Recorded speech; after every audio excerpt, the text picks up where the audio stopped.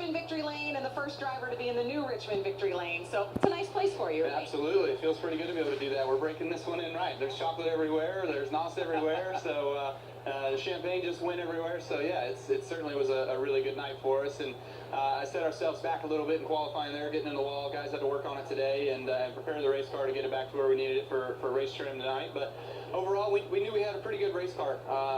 For some reason, we just don't qualify well here. So I try to overstep those bounds and get more out of it than maybe I should. And I don't know. Maybe we'll just skip qualifying here from now on. We just heard from Brad Kay. Who do you want to hear from? Well, no, never mind. That's between us. No, you ran him down and caught him and seemed to back up and get your thoughts together a little bit and then drove back. Is that the way it was for you? Did you just... Yeah, so I had the lead, and he ran me down. He was faster on a short run. He passed me. I didn't put up much of a fight. He got to my outside, and I was just trying to roll and just keep my momentum rolling as much as I could.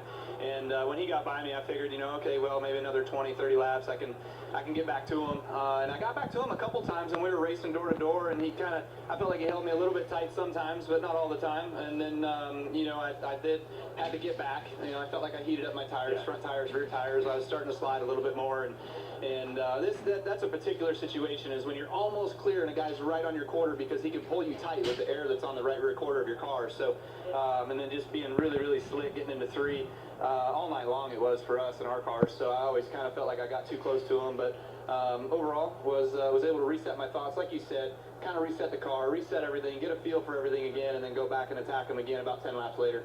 So at that point in time there, did you feel like you were having to use more car and tire than what you wanted to at that point, the way he was racing you? Yeah, I was, which is, hey, it was a race for the win, right? It's the last stint, and that's what it's all about. So I wouldn't say he was racing too hard, but we were having a good battle there, racing really hard for the lead, racing really hard for the win. And, finally I was able to kind of reset everything, get back to him here, and cut underneath him and get a good enough run down the front straightaway that then I think I cleared him off a 2. So overall, just we were better on the long run than they were, it seemed. We didn't run with the 2 a whole lot tonight, but each of those last 2 runs, we were able to pass and take the lead and be able to go on. If we go back to you, maybe halfway through the race, you seem to stall out there about 9th, 10th, 11th. Did you stall out, or did you just take a break? I stalled out, yeah. Yeah, I mean, that's what it looked like. Yeah. That's as far as you could go. Yeah, I was trying to push up to get a little bit higher, get a little bit further, and the long, our car was good for 60 laps or so, and then the final 30 was not very good. So, it seemed like once we got that far on tires that it was a real struggle for us to kind of hang on and, be able, because we went the entire stints, those first 2 stints, we didn't short pit, we didn't half it, and so we had to go a long ways on tires, and so the guys that we were kind of running around, they would drive away. Like I think I remember somebody was in the center of 1 and 2, and I was just getting into 1, and I don't remember who it was, but they were kind of driving away from us on the long run, but we were really good for the first 60. So 70 years of this sport, we're going to show you a graphic here, some guys that getting to 50 wins, the quickest, the youngest. So I knew that one of them, I think Junior Johnson you're tied with, and my dad for 50 wins, but pretty impressive group there. Absolutely. Yeah, well, I started younger than the rest of them too, though, so it took me longer to get there, so I pretty much sucked, but I wouldn't say that. Yeah, King and my dad used to run about 70 races a year. They had a better chance at it, but, Ned, I was going to say, well, he probably started at 30, and he was at 50 by 33, so... That's pretty impressive, though, what you've done. Yeah, thank you. This coming from the back, you embraced that a little bit. Not that you need a little bit of a game to play with, but I think you kind of like that at times. Yeah, here at Richmond, Bristol, I think you can do it. A few places you can do it and have a good time with it, but sometimes you get to the mile and a half, it can get frustrating. You can get hung up, you can get stuck, a lot easier some of those places. So overall, though, just a great race car. Guys on the team did a great job. Adam made some really good calls all night long.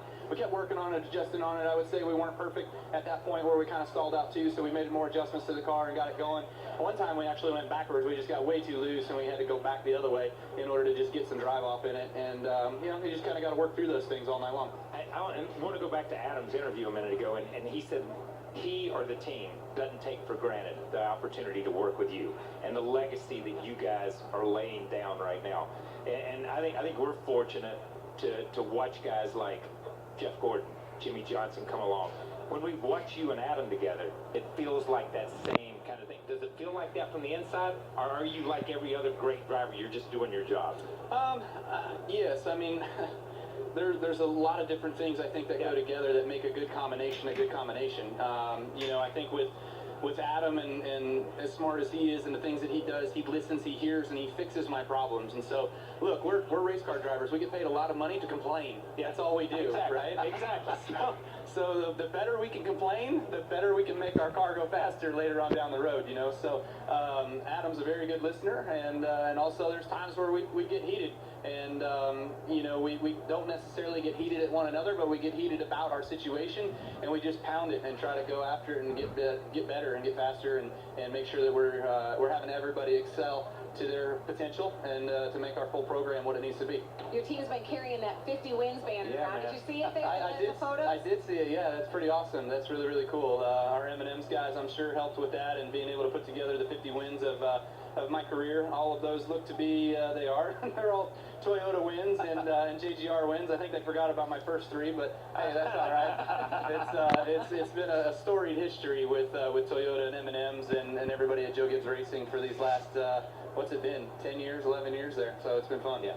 Yeah, I know we have to let you go, but you're back. You mentioned your back hurts. You feeling okay now out of the car? Yeah, it's just the being tight in the seat belts and pressure points and things like that. Yeah, it was pretty tough. And being on the brakes as hard as you got to be on the brakes here, and you're just clenched, like you're stressed the whole time, like you can never relax. And with the long runs here, it just kind of wore on me, got to me a little bit. So overall, you know, when you have better driving race cars than others, then it makes your job a little bit easier. So I was worried a little bit about 2/3 of the way through. I was like, oh, I don't know if I'm going to be able to win this thing because I'm going to fall out of the seat. But, you know, when you get that close and you get to that opportunity, you forget about the pain and you make it to the end. Well, two of you get to relax this week, looking ahead to next week. Very unknown, so you can have a restful week of sleep. I'm ready to go attack that thing, man. I'm going to go, I want to win. I want to win that one, too. So it's a race at Charlotte Motor Speedway. It's a Roval, and you can get yourself in trouble there pretty quick, you know, with as tight as the areas are and not a lot of runoff room, and you make a mistake and you're going to be into something or someone.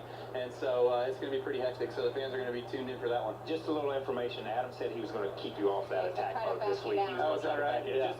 That's just a little inside, just between us. Well, he can tell me all he wants, but at the end of the day, I got the steering wheel and the pedals, so. That's what we kind of thought. Congratulations. Yes, congratulations, man. 50, that's thank great. you. A Busch brother has now won the last 4 short track races, too. Fantastic. Let's keep it going. Is there another one? Martinsville. Yeah, I want that one, too. Kyle Busch, your winner here at Richmond. He knows he's moving on to the next round in the playoffs. Our post-race coverage, not even close to being finished yet. We'll bring you back to Richmond next.